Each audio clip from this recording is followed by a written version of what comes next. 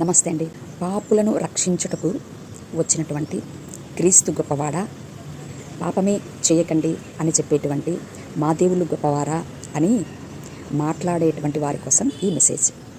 మానవుడి యొక్క స్థితి గతి ఒకసారి ఆలోచన చేసినట్లయితే, మానవుడిలోనే ఉన్నటువంటి జంట పక్షులు అనగా ప్రాణము, మనస్సులు ఏ మాదిరిగా మానవుడి యందు పనిచేస్తున్నాయి అని ఆలోచన చేసినట్లయితే, మానవుడిలో ఉన్నటువంటి ప్రాణము వెంట మనస్సు సంచరించేటువంటిదై ఉండగా, ఈ ప్రాణము ఆజ్ఞయందు విశ్రమించక తమోగుణము, రజోగుణము, సత్వగుణమునకు సంబంధించినటువంటి చక్రాల యందు లోక సంచారం చేస్తూ ఉండగా, మనస్సు కూడా ఈ భౌతికపరమైనటువంటి కోరికలకు, ఆలోచనలకు చాకిరీ చేసేటువంటిదై ఉండగా, ఇది పాపమునకు అర్థము అని తెలియచెప్పడములో ఏమాత్రము సందేహము లేదు.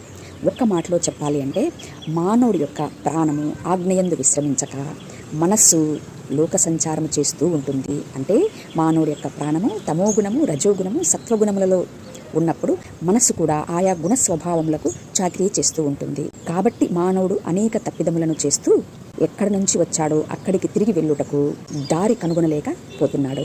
ఏమండి? అయితే ఇది మానవుడిలో ఇన్బిల్ట్గా జన్మతః వచ్చినటువంటి ఘోరమైనటువంటి వ్యాధి అయి ఉన్నది. ఏమండి?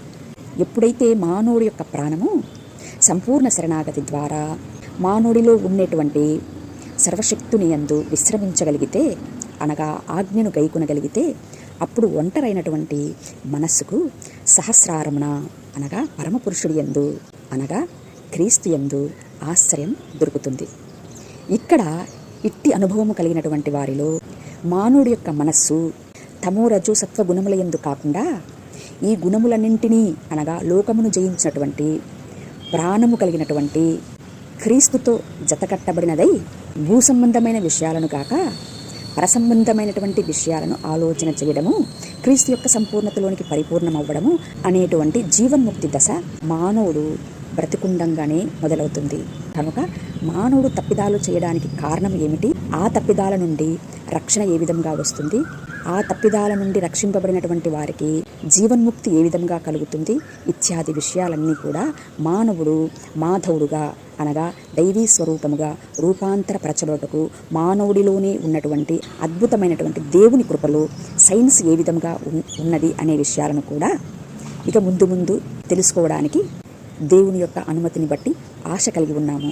సత్యాన్ని అన్వేషించేటువంటి వారు ఈ మా మాటలను నిదానముగా ఆలోచన చేయగలరు. Thank you. నమస్తే.